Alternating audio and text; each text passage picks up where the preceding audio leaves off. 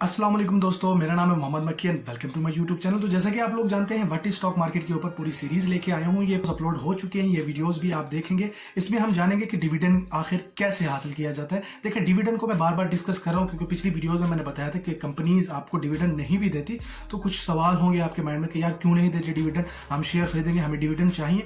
देखिए, ये वीडियोज आपको बोर लगेंगी, लेकिन आप मुझे बताओ कि अभी आप इसी वक्त किसी भी कंपनी के शेयर खरीदते हो तो आपको ये नहीं पता कि उसका एनालिसिस कैसे करना है, उसका रिसर्च कैसे करनी है, कंपनी हमें कब डिविडेंड देगी, कब हमें नहीं देगी डिविडेंड, हम खरीदेंगे तो हमारी रिकॉर्ड डेट क्या होगी, डिक्लेरेशन डेट क्या होगी, पेमेंट डेट क्या होगी, एक्स डिविडेंड डेट क्या होगी, ये सारा कुछ आपको नहीं पता। लेकिन ये वीडियो देखने के बाद आपको पता चल जाएगा कि यार आखिर कैसे हम डिविडेंड हासिल कर सकते हैं, कैसे हम किसी भी कंपनी के शेयर खरीद के अपने आप को रिकॉर्ड करवा सकते हैं। सबसे पहले मैं आपको यहाँ पे बताऊंगा कि दो तरह के डिविडेंड होते हैं। एक तो ईयर के लास्ट मंथ में वो जो डिविडेंड तय करते हैं वो फाइनल डिविडेंड कहलाया जाता है, तो वो आपको मिलता है। अब बात करते हैं एक और चीज बताता चलो इंटरिम डिविडेंड के बारे में। हर 3 मंथ के बाद जो वो मीटिंग करते हैं, वो इंटरिम डिविडेंड सेलेक्ट करते हैं, डिसाइड करते हैं कि भाई इतना मिलेगा हर शेयर होल्डर को। तो जरूरी नहीं है वो आपको दे। अगर कंपनी घाटे में चल रही है तो वो आपको नहीं देगी, अगर उसके एक्सपेंसेस ज्यादा होंगे तो वो आपको नहीं देगी। हाँ, अगर प्रॉफिट उसका चल रहा है, अच्छा प्रॉफिट में जा रही, तब आपको इंटरिम डिविडेंड मिलता रहेगा। अदरवाइज आप उससे पूछ भी नहीं सकते कि भाई इंटरिम डिविडेंड जो तय किया था मुझे क्यों नहीं दिया। तो वो अगर पूछने जाओगे वो कहेगी भाई हमारे एक्सपेंसेस ज्यादा हो गए, हम घाटे में चल रहे हैं, हमें प्रॉफिट नहीं हुआ। तो उन्हें नहीं होगी इस स्थितियों में कि भाई इंटरिम डिविडेंड था, हमने दिया, हमने आपको तय किया था, अगर हम दे सके तो आपको देंगे, अदरवाइज हम नहीं देंगे।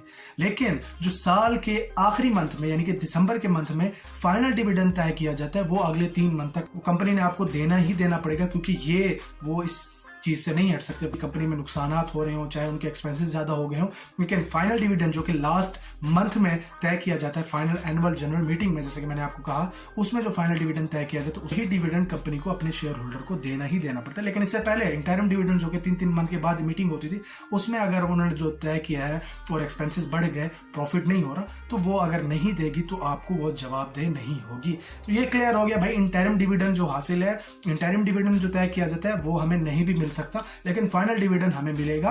तो ये सारा कुछ आपको क्लियर हो जाए। देखिए, यहाँ पर एक और चीज आपको बताता चलूं कि हर होती हैं जिनका यानी कि जनवरी से स्टार्ट होता है मंथ और ईयर और दिसंबर में खत्म हो जाता है, और बेसिकली होता भी ऐसे। लेकिन कोई कंपनीज होती हैं जो कि उनका फर्स्ट मंथ जून होता है, उसका लास्ट मंथ अप्रैल होता है, यानी उन्होंने एक ऐसी सेटिंग बना रखी होती है। तो आप जब किसी कंपनी के शेयर खरीदने जाओ तो आप पहले ये देखोगे, अब मैं आपको वही बताने जा रहा हूँ कि भाई आप किसी कंपनी के शेयर खरीदते हो तो आपको क्या क्या करना पड़ेगा। आप पहले देखोगे भाई ये हमें डिविडेंड देंगे, इंटरिम इनकी मीटिंग कब होती है, फाइनल इनकी मीटिंग कब होती है, ये सारा कुछ आप देखोगे। इसके बाद जो आपने सबसे मेन चीज देखनी है वो देखनी है भाई 4 डेट्स हैं दरअसल। एक तो होती है डिक्लेरेशन डेट, दूसरी होती है भाई रिकॉर्ड डेट, तीसरी होती है एक्स डिविडेंड डेट, और चौथी जो होती है पेमेंट डेट होती है। अब मैं ये एक एक करके आपको समझाऊंगा और ये जानना क्यों जरूरी ये भी आपको इस वीडियो में पता चलेगा। डिक्लेरेशन डेट होती है जिसमें डिक्लेयर किया जाता है भाई इतना डिविडेंड मिलेगा, चाहे वो इंटरिम डिविडेंड हो, चाहे वो फाइनल डिविडेंड हो, जिस दिन तय किया जाता है उसी दिन ही डिक्लेरेशन डेट की जाती है। तो उसमें आपने देखना है कि भाई ये डिक्लेरेशन डेट है। अब दूसरी जो मैं डेट की बात कर रहा हूं वो रिकॉर्ड डेट की बात कर रहा हूं। रिकॉर्ड डेट का भी आपने बहुत ज्यादा ख्याल करना है। देखिए, रिकॉर्ड डेट का मतलब क्या होता है, यानी कि कंपनी को पता चल जाता है कि भाई मोहम्मद मक्की ने मेरे शेयर खरीदे, उनकी लेजर में, उनके अकाउंट में, उनकी अपडेट में सारा कुछ आ जाता है कि मोहम्मद मक्की ने इतने शेयर खरीदे, हमने इसको डिविडेंड देना है कि नहीं, आपका रिकॉर्ड वहां पे चला जाता है। अब मिसाल के तौर पर जैसे कि मैंने पिछली वीडियोस में बताया था कि T+2 यानी कि ट्रेड डेट +2 डेज, यानी कि आप किसी भी कंपनी के शेयर खरीदते हो, 3 दिन के बाद आपकी CDC सब अकाउंट में आते हैं, तब जाके आपका रिकॉर्ड उसमें ऐड होगा। मिसाल के तौर पर अब हर कंपनी की एक अलग, जैसे कि मैंने कहा, हर कंपनी की अपनी डेट होती है। अब वो आप कंपनी को जब शेयर खरीदने जाओगे तब आप पढ़ोगे कि भाई इनकी रिकॉर्ड डेट कौन सी है, इनकी डिक्लेरेशन डेट कौन सी है। अब रिकॉर्ड डेट से एक दिन पहले अगर आपने शेयर खरीदा तब आपको डिविडेंड नहीं मिलेगा। क्यों नहीं मिलेगा? क्योंकि यार रिकॉर्ड जो आपका है वो 3 दिन के बाद ऐड होगा, क्योंकि 3 दिन के बाद आपके शेयर आपके अकाउंट में आएंगे और आपका नाम उनकी कंपनी में ऐड होगा। लेकिन आप रिकॉर्ड डेट से, जो कि एक मंथ में उनका रिकॉर्ड होता है, उससे एक दिन पहले ले रहे हो तो आपको यार रिकॉर्ड ही नहीं होगा, तो आप कैसे डिविडेंड हासिल कर सकते हो। तो आपने रिकॉर्ड डेट जान लेनी है, रिकॉर्ड डेट से हद मार के 3 दिन पहले आपने शेयर खरीद लेना है, ताकि रिकॉर्ड डेट से पहले पहले आपके कंपनी आपके जो शेयर हैं आपके अकाउंट में आ जाए। तो डिक्लेरेशन डेट भाई वो कंपनी डिविडेंड तय करती है। रिकॉर्ड डेट भाई किस डेट को कंपनी अपने रिकॉर्ड जो है उसको अपडेट करती है कि भाई मोहम्मद मक्की के नाम इतने शेयर, उसके नाम इतने शेयर। अब तीसरी जो मैं बात कर रहा हूँ एक्स डिविडेंड डेट, वो क्यों है? एक्स डिविडेंड डेट ये होती है अगर उस दिन आप शेयर खरीदते हो तो आपको कोई भी डिविडेंड नहीं मिलेगा। डेट यही है, जैसे कि मैंने आपको कहा, अगर रिकॉर्ड डेट से एक दिन पहले आप शेयर खरीद लेते हो तो अब आपका रिकॉर्ड आएगा ही नहीं, तो आप शेयर का कैसे डिविडेंड खरीद सकते हो? यानी कि आपने एक दिन में शेयर खरीदा, 3 दिन के बाद आपका रिकॉर्ड आएगा, रिकॉर्ड आने के बाद आपको डिविडेंड मिलने के चांसेस चांसेस है। लेकिन आपने रिकॉर्ड जब वो अपडेट करते हैं उसके एक दिन पहले ही शेयर खरीद लिए, 3 दिन के बाद आपके अकाउंट में शेयर आएंगे। तो आप समझने की कोशिश करें, जो एक्स डिविडेंड डेट होती है रिकॉर्ड डेट से एक दिन पहले की वो डेट होती है। अब आप कहेंगे यार declaration date, ex dividend date, record date, payment date, ये हमें कैसे पता चलेगी?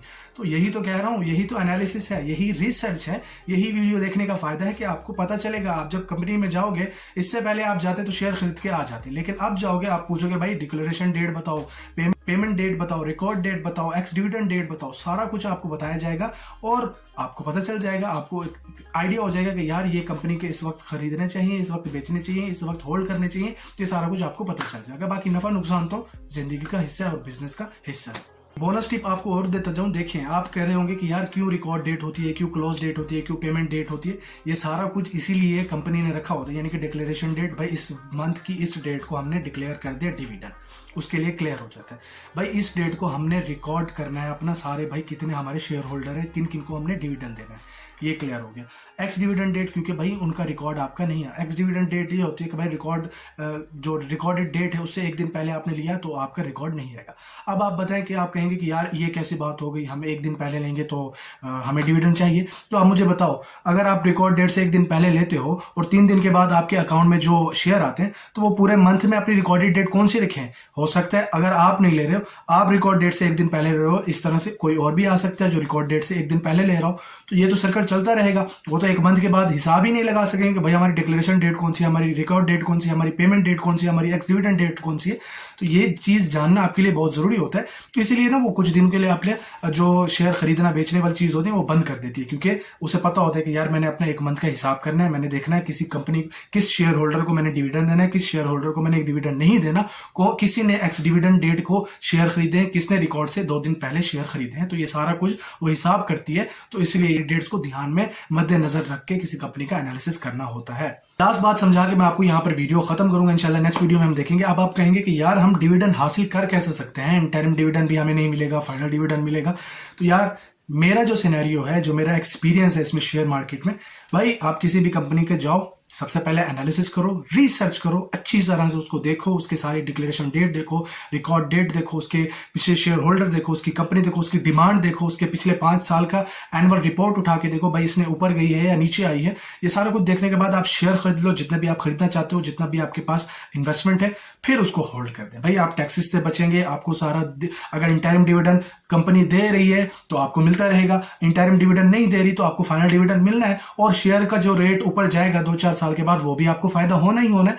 तो 4-5 कंपनीज में ऐसे इन्वेस्टमेंट करें जो कि फ्यूचर में ऊपर जाने वाली हो, जिसकी आप रिसर्च करोगे यह चीज डिमांडिंग है, इसको हम खरीदते हैं, इसके शेयर खरीदते हैं, तो यार उसके शेयर पार्टनर बनो, उसके डिविडेंड हासिल को छोड़ो। डिविडेंड 10-12 रुपए हासिल करने से कुछ नहीं हो जाता। एक मिसाल दे रहा हूं, इंटरिम डिविडेंड उन्होंने तय किया, अगर वो आपको मिल रहा है तो वेल एंड गुड है, अगर नहीं मिल रहा तो फाइनल डिविडेंड तो मिलना ही मिलना है। फाइनल डिविडेंड मिलने के बाद बोनस जो है भाई 2 साल के बाद, 6 मंथ के बाद वो कंपनी शायद ऊपर हो जाए। जो 100 रुपए का आपने शेयर खरीदा था, क्या पता लाख रुपए का चला जाए, क्या पता 1000 रुपए का चला जाए। भाई ये चीज तो आपको फायदा देगी। तो मेरा जो सिनेरियो है, मेरी जो आपको राय, ये आप मुझसे बिल्कुल डिसएग्री कर सकते हो। इसमें मैं आपको ये नहीं कहूंगा कि यार आप कैसे कह रहे हो, आपकी अपनी रिसर्च है। ये वीडियो देखने के बाद आपको इतना क्लियर होना चाहिए कि यार लॉन्ग टर्म जो स्टॉक एक्सचेंज पे जो भी शेयर होल्ड करता है उसको फायदा ही फायदा होता है। तो बस ये थी आज की वीडियो। इस वीडियो में हमने देखा था कि भाई कैसे डिविडेंड हासिल किया जाता है, डिविडेंड की डेट्स कौन सी होती है, इंटरिम डिविडेंड क्या होता है, फाइनल डिविडेंड क्या होता है, और बोनस टिप भी मैंने आपको बता दी है कि भाई आप लॉन्ग टर्म तक अगर कोई भी शेयर होल्ड करते हो तो अब आप उसको ज्यादा फायदा होता है। अभी के लिए इजाजत चाहता हूं, मुलाकात होगी इंशाल्लाह नेक्स्ट वीडियो में। तब तक के लिए यार अपना बहुत ज्यादा ख्याल रखें।